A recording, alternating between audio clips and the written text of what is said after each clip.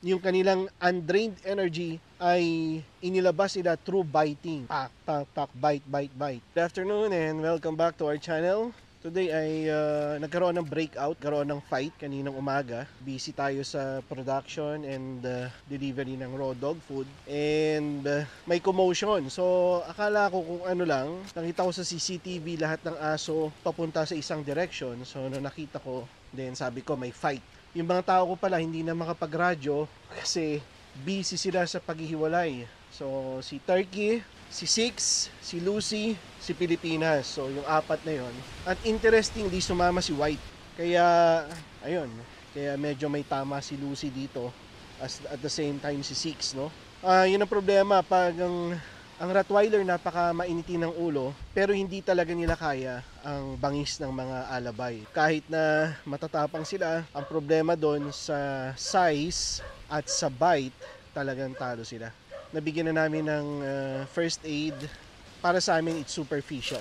Ang reflection doon sa fight na yon is ito yung nararamdaman ng mga common dog owners. Ang hindrance dyan ay yung pag nag-away, magkakaroon ka ng phobia at ang gagawin mo, paghihiwalayin mo na lang yung mga aso mo. So yun talagang initial reaction mo kasi makikita mo yung aso mo duguan, ang feeling mo yung isang aso ayaw tigilan yung aso na duguan. Yan ang nararamdaman ko before nung hindi ko pa ini-embrace yung pack leadership dahil ang gusto ko safe sila. So, hiwa-hiwalay sila sa pag-walk, hiwa-hiwalay. Kanina, ang ginawa namin after nung breakout, naka-leash muna lahat. Actually, hindi na ako nakapag-video kasi busy nga.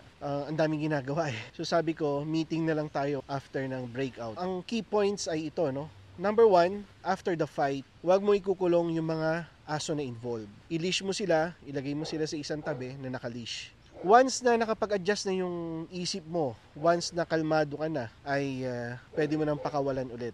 And then, go back to your pack leadership mentality. Huwag na huwag mong kakalimutan yon. Ang aso kailangan ng leader of the pack. Ang leader of the pack ay tayo. Ikita mo doon kung sinong instigador. Meron pa rin galit dyan eh.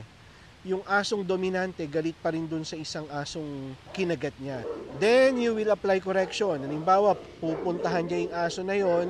Ang gagawin mo, pwede mong i-leash at ilayo siya or pwede mong i-block using your katawan. Then maintain yung calmness. Kanina, nung ginawa ko yon, so ginamit ko yung body ko, blinak ko si Turkey, hindi pa rin niya naalis yung tingin kay Six. So ang ginawa ko, nilish ko si Turkey at nilish ko si Six at dinala ko sila sa packwalk. So yung packwalk, since matagal na rin, no? Well, ang napackwalk ko pa lang this year ay yung mga boys and si Pangarap at karamihan ng humahawak ng aso ko ngayon ay yung mga tao ko.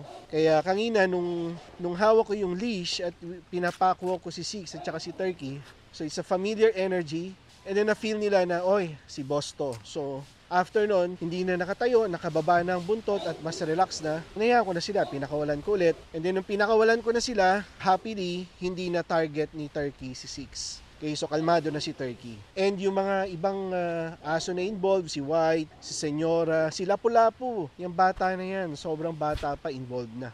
Kailangan, ang huling ma-remember ng aso after the fight ay calmness. Kalmado dapat lahat. So sa pag-aawat naman, so ni-remind ko na naman yung mga tao ko kasi kanina sinisigawan nila yung aso, ganyan, tapos ginagamit nila yung leash, tapos pinapalo nila dun sa leeg para siguro kumawala yung aso. Kuminsan ang mga tao nagiging irrational, nawawala dun sa wastong pag-iisip pag ang aso nag-aaway na. Yung mga aso namin, kapag nandun sila sa intense fight, ay hindi sila nakikinig sa sigaw. Hindi sila nakikinig sa hataw ng leash. The more na hatawin mo sila ng leash at the more na sigawan mo sila, the more na ibabaon nila yung kagat nila doon sa kalaban nila. May second breakout eh. Yung second breakout, tinakbo ko na. It was between Turkey and Six. Naabutan ko. Okay, so ang ginawa ko, okay, sige Rodel, kalma. So kinuha ko yung baywang ni Six at kinuha ni Rodel yung baywang ni Turkey. Nakakagat sa leeg eh. So ang ginawa lang namin ay may brake stick kami. So doon magiging handy ang brake stick pag ayaw bumitaw ng aso. Sinundot lang ng brake stick and then hiwalay na.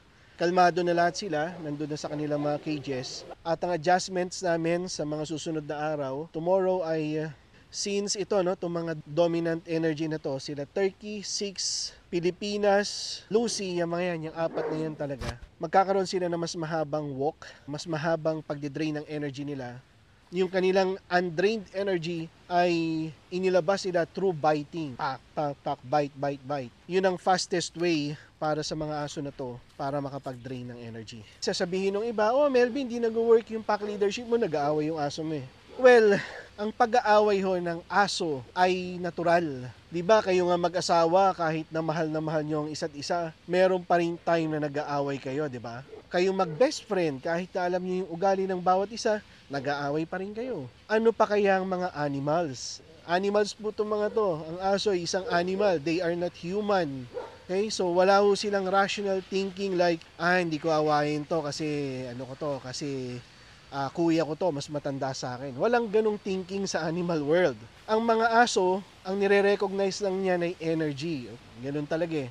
Binigyan tayo ng dominant dog, so dapat doon ay dominant energy ng alpha. Dapat doon ay mas intense exercise. Yun ang gagawin mo. Huwag kayong ma-disappoint sa mga aso nyo. Keep on walking your dogs. Keep on fulfilling the life of your dogs. At see you tomorrow.